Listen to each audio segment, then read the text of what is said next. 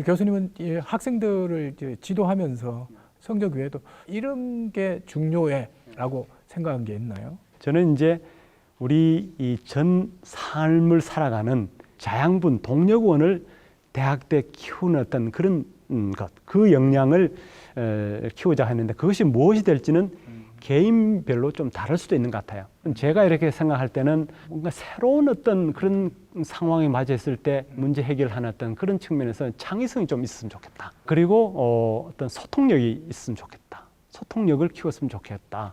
그 다음에 협업하는 능력, 협업력. 우리가 어차피 이 삶을 살아가면서 혼자서는 살아갈 수 없지 않습니까? 연대하는 힘, 협력하는 힘을 키우는 것이 그것이 굉장히 중요한 어떤 것이다.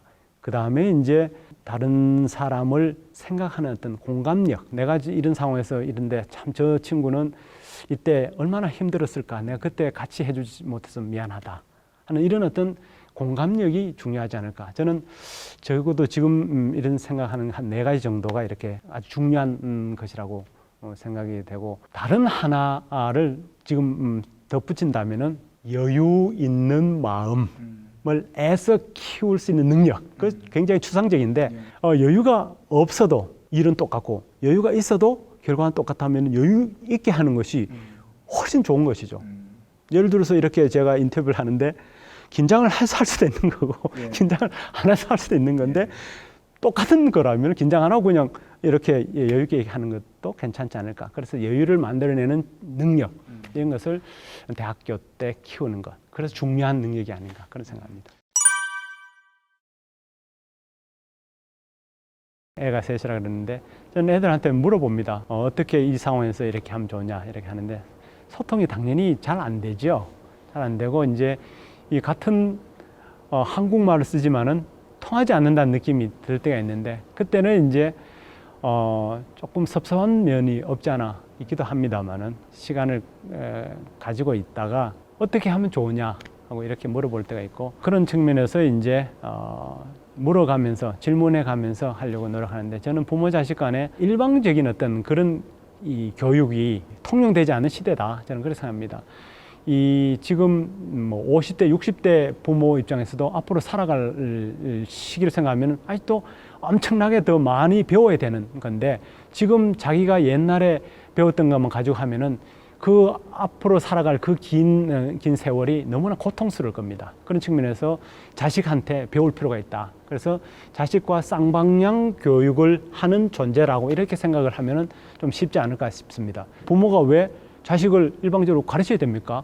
저는 이것에 대해서 좀 문제의식을 가지고 있습니다. 교육이라는 것이 사실은 수평적인 어떤 그런 것이라고 놓고 본다면, 자식한테 뭔가 이렇게 신세대가 갖고 있는 신문명에 통용되는 어떤 그런 지식을 저는 배워 가야 된다고 생각하고, 그런 측면에서 배우는 자세를 갖는다면 자식하고의 어떤 소통의 어떤 그런 것도 훨씬 더 쉬워지지 않나 이런 생각을 하고 있고, 그 전에 이제 우리가 덕목으로 생각했는 것이 예컨대 교수 학생 간의 관계라고 했을 때 학생이 무조건 예 알겠습니다 선생님 하면은 가장 좋은 학생처럼 이렇게 생각한 적도 있었습니다. 그러나 요즘은 그런 것이 좋은 학생이라고 생각하는 데서 많이 떨어져 있는 시대에 와 있습니다.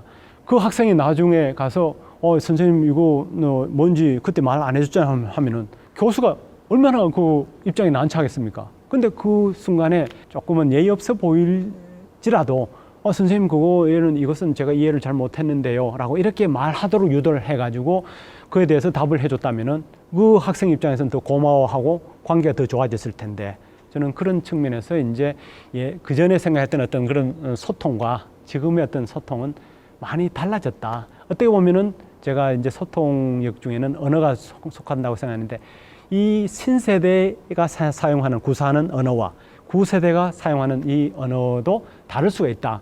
그것은 이 기표는 같아도 기은은 다를 수가 있기 때문에 다른 언어라고 생각하고 배우려고 이렇게 하는 자세가 필요하다. 그런 의미에서 외국어를, 새로운 언어를 배운다는 이 자세로 한다면은 훨씬 더 젊은 세대와 기성세대가 더 잘 소통하지 않을까 그런 생각을 하고 있습니다. 자제분들한테 많이 물어보세요? 저는 특히 인권 문제라든지 젠더 문제 이런 것에 대해서는 무조건 물어보고 하려고 합니다. 그래도 제가 그나마 여기에서 학생들이나 뭐 젊은 교수님들이나 아니면 뭐 나이 든 교수님들, 인권, 젠더 뭐 이런 데서 뒤처지지 않고 일할 수 있는 것은 제 애들이 거의 매일 교육시킵니다. 제가 이해가 안 될 때도 있죠. 그럴 때 좀 배워서 사용하고 있습니다. 저는 학생들하고 이야기할 때도 우리 이 자식들하고 이야기하면서 배운 것을 그대로 써먹는 경우가 많습니다. 제가 어떻게 다 알 수도 없잖아요.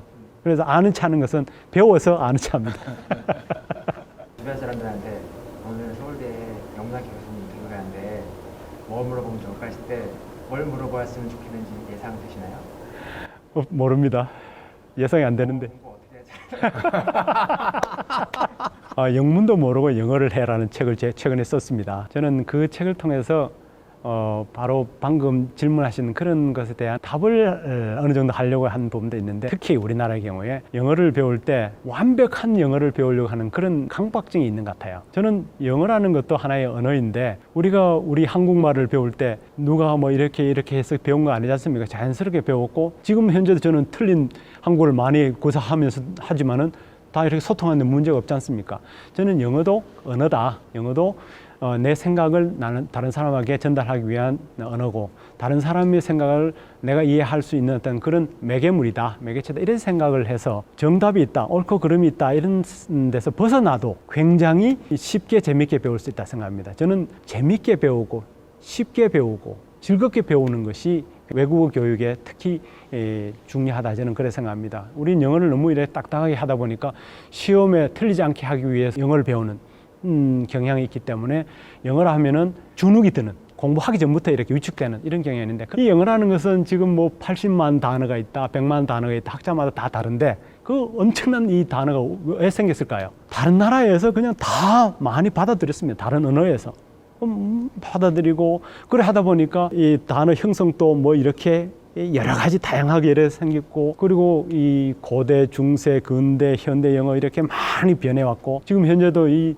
다양한 이 말투, 사투리라고 하나요? 방언들이 이렇게 있는 이 언어를 어떤 것이 옳다, 어떤 것이 맞다 하는 식으로 이렇게 할 수 있느냐는 것이죠. 그런 측면에서 조금 여유 있게 해서 내가 틀려도 좋다, 내가 뭐 말하는 것 저 사람이 상대방이 모르면은 내가 가서 단어 써주면 된다, 이런 생각. 또 우리 스스로 우리말을 할 때 얼마나 많이 문법적으로 옳게 하는지 한번 체크해 보셨나요? 저는 많이 틀리면서 하는 것 같아요. 그러나 저는 자신 있게 합니다. 저는 영어도 그렇게 하는 것이 좋다. 영어를 왜 그렇게 하지 말아야 되느냐? 한국어는 그렇게 틀리게 말하면서 영어는 틀리면 안 되느냐? 이거 얼마나 엉터리 같은 생각입니까? 그런 측면에서 우리는 좀 자신 있게 즐기면서 영어를 하자 하는 측면에서 제가 조금 딱딱해 보이는 어떤 영어에 관련된 이야기들을 한번 써보자. 그래서 한 페이지, 두 페이지라도 읽을 수 있는 책을 한번 써보자 하는 취지에서 이렇게 했고, 지금 방금 영어 어떻게 합니까 하는 것에 대한 답으로도 그렇게 생각하는데, 제가 이제 좋아하는 영어 표현 중에 하나가 있습니다. Small is the seed of every greatness. 모든 위대함의 씨는 작다.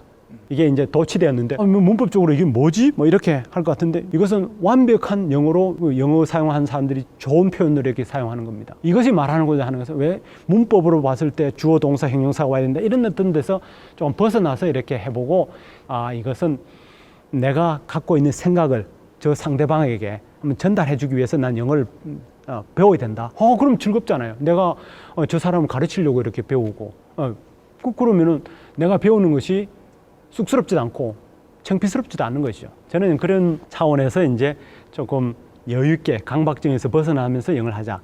그러면서 이제 저는 초기에는 아주 기본적인 문형 한 10개가 되든지 20개가 되든지는 그것은 완벽히 외워보자 한번. 뭐 다른 생각 없이 그 문형 몇 개만 외우면은 그 어떤 그 틀이 생기니까, 나머지는 그 틀에 맞춰서 생각을 이렇게 정리하면서 단어를 이렇게 집어넣는 어떤 걸 하면은 상대방은 내가 이야기하는 것이 중요하다면은 듣게 돼 있거든요. 그런 어떤 실수를 통해서 이렇게 배워가는 것이 언어다, 그렇게 생각하면서 영어를 배우면 어떨까, 이런 생각이 듭니다. 지금 이제 입시를 준비하는 학부모 또 학생들이 있어요. 나름대로 조언을 해주신다면 한 말씀 해주시죠. 조금 더 보편적인 질문으로 이렇게 돌려서 대학 입학을 어떻게 볼 것이냐의 어떤 그런 문제로 이제 바꾸어서 이렇게 생각해 본다면은 저는 이제 대학이라는 것이 이 기존의 어떤 그런 생각에서 좀 벗어나서 대학을 바라봐야 된다. 저는 그렇게 생각하고 있습니다. 대학 입시라는 것도 한번 실패가 인생 전체 실패로 이해되는 이런 데서 벗어나는 시대가 곧 온다고 저는 보고 있습니다. 지금은 구글이 이 대학의 가장 큰 경쟁자로 하는 시대에 있습니다. 콜세라라고 하는 그런 온라인 교육 플랫폼이 있는데 거기에는 수천만 명이 지금 등록해 있습니다. 작년만 해도 2,400만 명이 등록했는데 지금 시대가 완전히 바뀌어가고 있습니다. 그래서 대학이라는 것은 휴먼 그리드 플랫폼으로 이렇게 바뀌어가고 있다고 저는 생각합니다. 인간이 어떤 연결되어 있는 어떤 거기에 지식이 가장 중요한 것이라고 했을 때 그것을 플랫폼이 되어서 사회에 연결되는 이런 것이 되기 때문에 지금까지 생각하는 어떤 그런 대학상하고는 전혀 다른 차원이 될 거고 그런 차원에서 본다면 구글이 왜 대학의 경쟁자이고 코세라가 왜 그렇게 번성하는가가 이해될 텐데 지식 플랫폼으로서 대학을 바라보기 때문에 그렇습니다.